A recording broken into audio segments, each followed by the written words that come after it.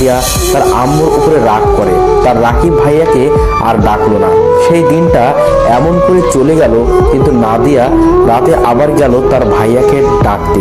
যখন তার আম্মুরা ঘুমিয়ে পড়ে তখন ভাইয়া ভাইয়া বলে অনেক ডাকলো, কিন্তু তার কোনো সারা শব্দ পেল না। তাই নাদিয়া মনে করলো হয়তো ভাইয়া ঘুমিয়ে পড়েছে, তাই আর তার ভাইয়াকে ডাকা ঠিক হবে না, তাই সে আর বেশি ডাকলো না। কিন্তু নাদিয়ার কেমন যেন লাগছে, তার মন শুধু বলছে তার ভাইয়ার কিছু একটা হয়ে যায় নাই তো। কারণ রাকিব যখন তার আম্মুকে বলেছিল তার অনেক মাথা ব্যথা করছে, তখন নাদিয়া শুনেছিল, কিন্তু কিছু করতে পারে না তার আম্মুর ভয়ে। নাদিয়া ছাড়া এই বাসাতে আর কেউ রাকিবের খোঁজ খবর নেয় না। কেউ একবার মনেও করে না রাকিব সারাদিন কেন ঘর থেকে বের হচ্ছে না। এভাবে 4 দিন চলে গেল, কিন্তু এখনো কেউ জানে না তাদের বাসাতে কেউ একজন মারা গিয়েছে। কিভাবে জানবে? কারণ রাকিবকে নিয়ে তো কেউ ভাবে না, আর রাকিব তো ঘর থেকে কম বের হতো, তাই বাসার সবার ব্যাপারটা স্বাভাবিক ভাবে নিল। আজ 5 দিন রাকিবের মৃত্যু হয়েছে। সকালে সবাই একসাথে নাস্তা করতে গেল, কিন্তু আজকে লাশ থেকে গন্ধ বের হচ্ছে, তাই কেউ নাস্তা করতে পারলো না। দেখো তো বাসাতে কোথা থেকে কেমন একটা গন্ধ বেরোচ্ছে, মনে হচ্ছে কিছু একটা মারা গিয়েছে, তাই এমন গন্ধ বের হচ্ছে। ওকে, দেখছি কোথায় থেকে গন্ধ বের হচ্ছে।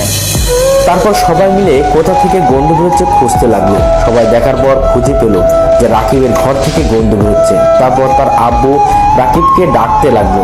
রাকিব দরজা সবসময় বন্ধ করে রাখতো। এই হারামি, দরজা খোল, তোর রুম থেকে কেমন একটা গন্ধ বেরোচ্ছে কেন? বাসাতে থাকা যাচ্ছে না, দরজা খোল তাড়াতাড়ি। কিন্তু তার আব্বু তো আর জানে না তার ছেলের শরীর থেকে এমন একটা গন্ধ বেরোচ্ছে। তারপর সবাই অনেক ডাকলো, কিন্তু কোনো সারা শব্দ পেল না। আর নাদিয়া খালি কাঁদছে। নাদিয়ার মনে হচ্ছে তার ভাইয়ের কিছু একটা হয়েছে। তারপর সবাই মিলে দরজা ভেঙে ফেললো। দরজা ভেঙে সেই রাকিবের রুমে গেল। সবাই চুপ হয়ে দাঁড়িয়ে আছে, কেউ কোনো কথা বলতে পারছে না। নাদিয়া 2 মিনিট পর ভাইয়া বলে চিৎকার দিয়ে নাদিয়া বেহুশ হয়ে গেল। রাকিবের লাশ দেখলে যে কোনো মানুষ বেহুশ হয়ে যাবে, কারণ রাকিবের শরীর পচে গিয়েছিল জায়গায় জায়গায়। কেউ ভাবতেও পারে নাই যে রাকিব মারা গিয়েছে। আম্মু নাদিয়াকে জ্ঞান ফিরিয়ে স্বাভাবিক করলো। নাদিয়া যখন জ্ঞান ফিরলো তখন নাদিয়া বলতে লাগলো, তোমরা একটা খুনি, তোমরা আমাকে ছুঁবে না, তোমাদের আমাকে ছোঁয়ার কোনো অধিকার নেই, তোমরাও খুনি, তোমরা ভাইয়াকে মেরে ফেলেছো, তোমরা আমার আব্বু আম্মু না। রাকিবের আম্মু কিছু বলছে না, চুপ করে দাঁড়িয়ে আছে। হঠাৎ করে আব্বু আম্মু বসে পড়লো ফ্লোরে।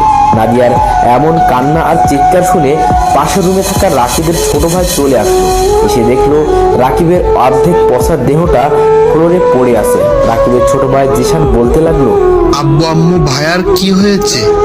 এমন করে শুয়ে আছে কেন? আর ভাইয়ার শরীর থেকে এমন গন্ধ কেন বের হচ্ছে কেন? আর আপু এমন করে কাঁদছে কেন? রাকিবের ছোট ভাই অনেক ছোট, ক্লাস 2তে পড়ে। তার আব্বু আম্মু কোনো কথা বলছে না, কি বা বলবে। তারপর হঠাৎ করে আব্বুর চোখ গেল ডায়েরির ওপর। তারপর আব্বু ফ্লোর থেকে উঠে ডায়েরিটা হাতে নিয়ে রাকিবের জীবনে শেষ লেখাগুলো পড়তে লাগলো। আব্বু ডায়েরিটা পড়ে ডায়েরিটা হাত থেকে পড়ে গেল। ফ্লোরে বসে পড়লো রাকিবের আব্বু। তারপর রাকিবের আব্বু জোরে জোরে বাচ্চাদের মতো কাঁদতে লাগলো। রাকিবের আম্মু ডায়েরিটা হাতে নিয়ে পড়তে লাগলো।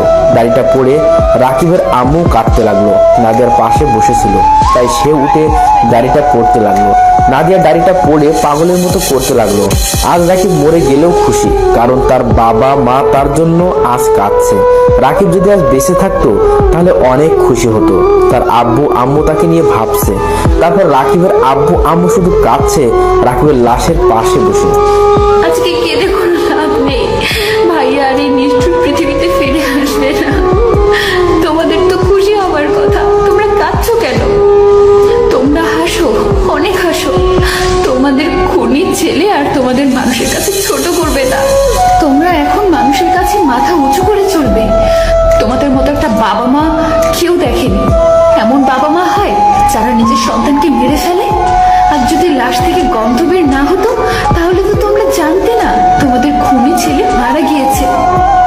রাকিবের আব্বু আম্মু কিছু বলছে না, কি বা বলবে, তারা তো আজ তার ছেলেকে মেরে ফেলেছে। আস্তে আস্তে রাকিবের বাসাতে অনেক মানুষ চলে এসেছে তার মৃত্যুর খবর শুনে। তার ফুপা ফুপি সবাই চলে এসেছে এবং কি তার ফুফাতো বোনও আসছে। তারপর নাদিয়া তার ফুফাতো বোনকে জিজ্ঞাসা করলো,